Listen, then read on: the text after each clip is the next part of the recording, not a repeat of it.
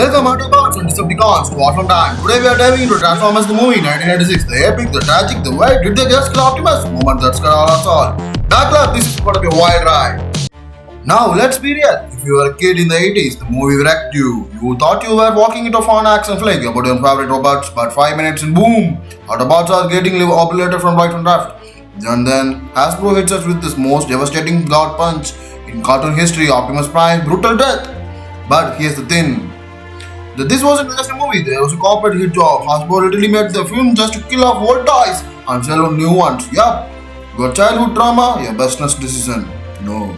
So today we are gonna decode, roast and break down everything, the production chaos, insert voice, cast, hidden secrets, emotional damage, and why this movie still holds up nearly 40 years later. Part 1, the origin story, and why did this movie even exist?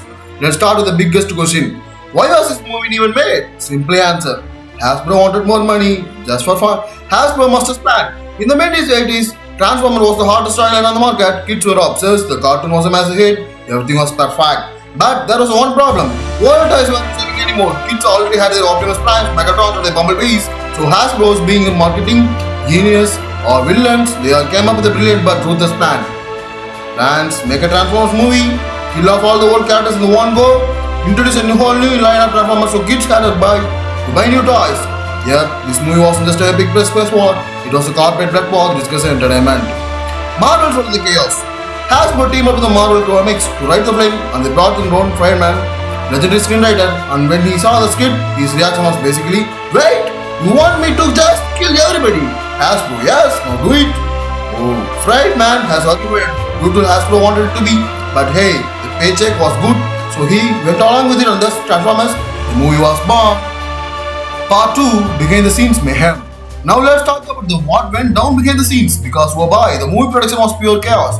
Orson Welles hated this movie. Yep, the legendary Orson Welles, the man behind the Citizen Kane, was trying to voice Unicron, the giant eating transformer. But Welles hated every second of it. It's one of his last interviews before passing away. He literally said, "I play a toy that eats other toys." Despite that, his meaning, menacing voice made Unicron one of the most terrifying villains in the Transformers history. Next, budget cuts and animation crunch. The animators were overworked and exhausted, leading to tons of animated errors. We will get to this later. Next, some scenes were cut because they were deemed too violent. Despite all this stress, the animation still holds up today. The vibrant colors and wide action. Next, the voice cast madness. Peter Cullen, Optimus Prime, the Goat. Frank Welker, Megatron, also the voice of Scooby-Doo. Leonard Nimoy, Galvatron, yup. Spock from Star Trek. Jude Nelson, Hot Rod, the Breakfast Club legend. The voice cast was stacked. Part 3, the movie's most shocking moments. Fact 1, Optimus Prime death. The moment that broke kids in the 80s.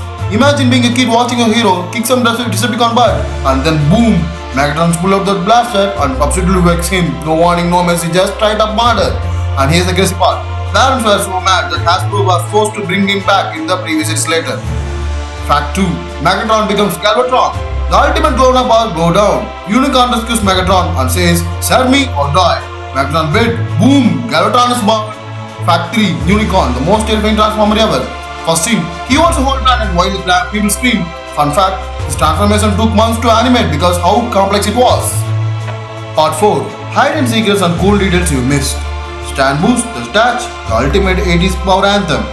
This song was supposed to be in Cobra, a Sylvester Stallone movie, but ended up in Transformers. Animation errors galore. Star screams, crown disappears mid-scene. Hot rods, color keeping changing. Part 5, box office and legacy. Budget and box office. Budget $6 million, huge for an animated film. Box office flopped with $5.8 million, but later has become a cult classic. Legacy. The first animated Transformers movie. Unicron's first appearance. Optimus Prime most iconic moments. Here are some interesting facts. Did you know the 1986 Transformers, the movie wasn't just an animated film, it was a game changer that traumatized the entire generation. Hasbro planned the movie just to kill off old toys and introduce new ones. That's why Optimus Prime's shocking death left kids in tears. It was just in the story twist, it's a marketing decision. And here's the wild point. Orson Welles, the legendary filmmaker, voiced Unicron in his final role before passing away. His deep mean voicing made Unicron one of the most terrifying villains in Transformer history. Did you cry when Optimus died? Be honest. Fact 2. The movie almost had a darker ending. Originally, Transformers the movie 1986 was supposed to end with Unicron's server head exploding into nothingness. But the animators thought that was too depressing, so they kept his head floating in space, teasing a sequel that never happened. Would you have preferred the darker ending? Fact 3. Megatron was almost cut from the movie. Believe it or not, Hasbro wanted Megatron to be scrapped entirely since they were introducing Galvatron. They saw no reason to keep Megatron's transformation in the history, but the writers fought back and made his battle with Optimus Prime one of the most iconic scenes in Transformers history. Megatron or Galvatron, which villain is better? Fact 4. The movie was way more brutal than the TV show. The Transformers TV show rarely showed Autobots dying, but in 1996 movie, they were wiped out in the seconds. The opening battle saw Ironhide, Paul Ratchet and Brown get ruthlessly executed by Megatron, leaving kids in shock, which then hit you the hardest. Fact 5. Hot Rod was created for replacing Optimus. When Hot Rod became Rodimus Prime, fans were furious. Many blamed him for Optimus Prime death, and it took years for the character to earn back respect. Even today, some fans refuse to accept him as true leader. Do you think Hot Rod deserved the Matrix or leadership? Fact 6. Ultra Magnus was supposed to be while the Matrix. In early drafts, Ultra Magnus, not Hot Rod, was meant to become the next Prime, but the animators thought his design looked too similar to Optimus, so they gave the Matrix to Hot Rod instead. Imagine how different things would have been. Would Ultra Magnus have a better leader than Rodimus Prime? Fact 7. The movie was a box office flop.